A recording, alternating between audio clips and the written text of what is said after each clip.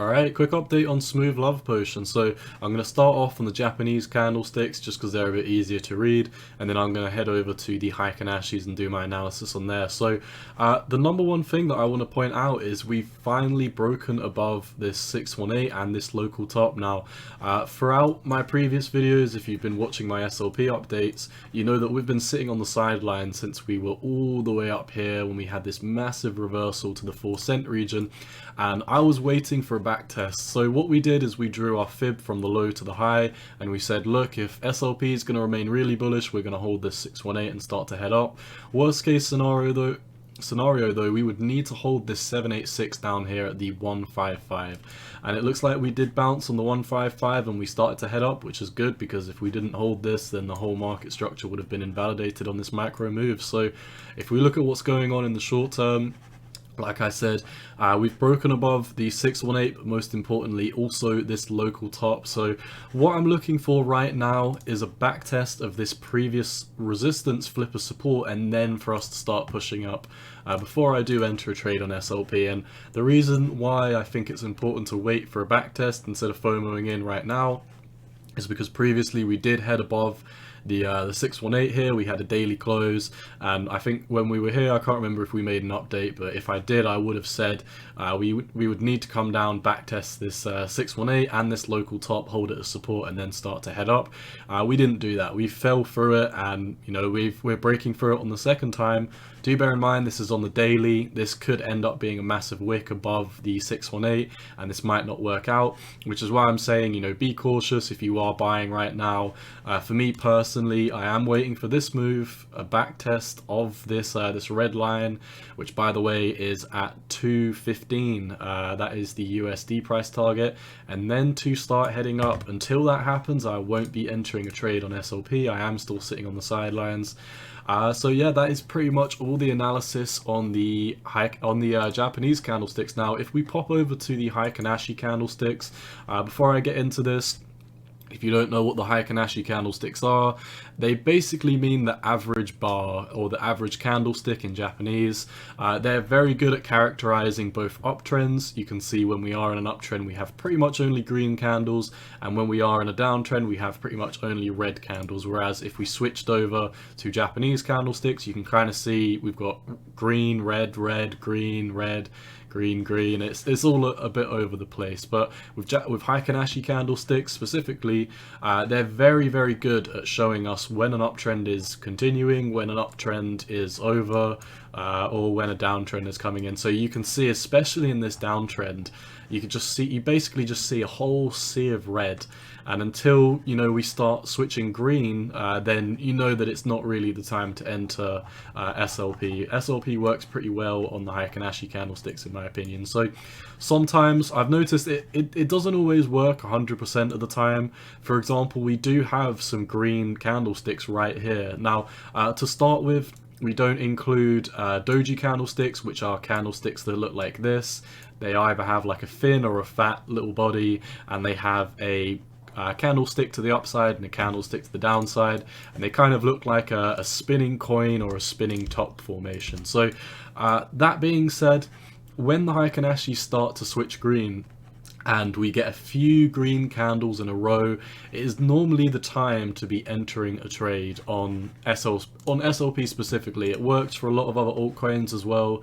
If we come over to the weekly, you can see here as well that, you know, this was predicting a big uptrend after we had these two green weekly candles, and it didn't perfectly plan out. We did come down and backtest this region down here, but nonetheless, when we are starting to switch green, once we do start getting these green candlesticks coming in, you can see, you know, generally as a rule of thumb, it does indicate that we are going to continue with an uptrend.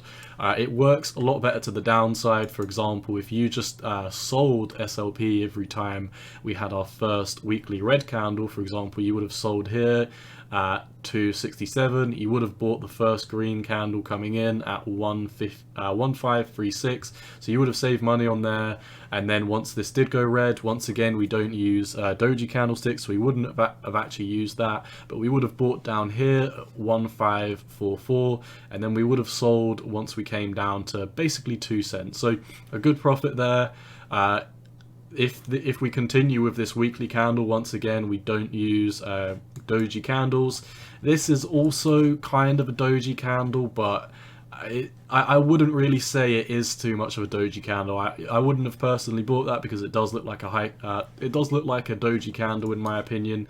But what's interesting, like I said, is we are starting to get weekly green candles coming in now for SLP, which does make me think that this was the bottoming region. It is starting to look good for SLP, if I'm honest. But like I said, if we come back over to the daily, the uptrend has definitely started for SLP, but for me specifically, being a conservative trader, I would like to see this region be solidly broke, because like I said, if we look here, we've had, 1, 2, 3, 4, 5, 6, 7 wicks so far above this data point. And we obviously haven't started the uptrend yet. We are still below this this data point at the 215, 217, whichever one you want to call it. But yeah, basically this is just a video to let you know that it is starting to look interesting for SLP. It is looking like we are starting to have a reversal, because obviously we've had this big spike up. We came down, confirmed the 786 as support, meaning that the uptrend is still very much intact. But like I said, once we break above this golden pocket, once we break above this 618 here, around about 215 to 217, then I would be a lot more bullish. Like I said, we are obviously at 217 right now, but we have done this before, where we have wicks above it, or we have a daily close above it, we start to push up, and then we come down to back test it and we fall through the table. So I'm still sitting on the sidelines.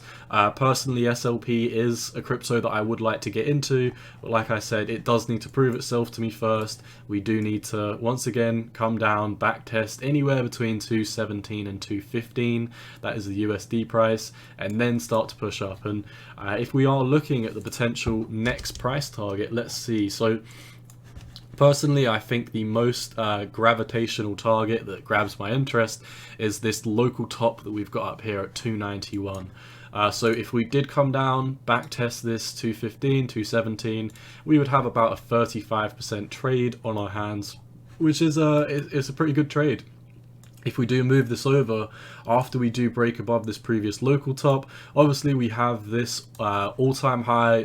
It's not the actual all-time high, but it's the local all-time high, whether you want to call it the local top or local all-time high, same thing. We have a 90% increase up until that local top, so that is also a very good trade I would have my eyes on. And then if we do extrapolate and draw out this 200-day moving average a little bit more, assuming that it is going to curve down a bit, because obviously we're taking in data points from 200 days ago, and if we go back 200 days and see where we're actually getting data from on this 200-day moving average, you can see that we're getting data from all the way up here between 8 and 9 cents. Some days we're getting data from 13, 14 cents. So the 200-day is definitely going to start tapering down. Obviously it is tapering down already, it is heading down. So the longer we take to get to the 200-day moving average, the lower the price target's going to be. But assuming we come up here relatively quickly in the next couple of weeks or so, this would be approximately a 90% trade just above this region here. So all in all, like I said, I am looking to enter a trade on SLP. We do need to backtest this 618 and this previous local top, which once again is 2 cents 16 on the USD price, and then we would have a big move up, a 35% increase up to the 289, and then we'd have a further push up to round about the 4 cents, which like I said is a 90% trade. So personally, if I was entering this trade, I would be taking a little bit less than half profits round about here. I may actually take half of the profits once we do reach this 29 cent region. That is a 35% trade. I imagine once we do break this 618, we would head up to there very quickly. So that would be a very nice quick trade that we could take. And then after that, we would have a 90% trade where I would be taking the rest of my profits. Now, if we do manage to flip this 200-day, obviously that is a question for another day, then we can really start talking about massive price targets up here. For example, we've got the 618 up here just below 9 cents. And if we did take another breakout trade from the 200-day moving average up until the 618, that is 114%. So definitely nothing to play with. A very nice trade we would have on our hands then. But I would be looking to see how the market reacts once we do come around this 4 cent region around the 200-day moving average. So that's pretty much all I've got for SLP. Once again, if we look at this on the Heikin-Ashis, it does look like the downtrend is subsiding and we are starting to head up. So all in all, it looks fairly decent. We don't have that much buying volume coming in though. I would imagine that the buying volume would increase if we do have a solid break above the 215. So yeah, that's what I've got my eyes on for SLP. Best of luck if you're holding it. Once again, none of this is financial advice. It's just my own opinion on the market, and you've always got to do what's best for you. Cowboy out. Peace.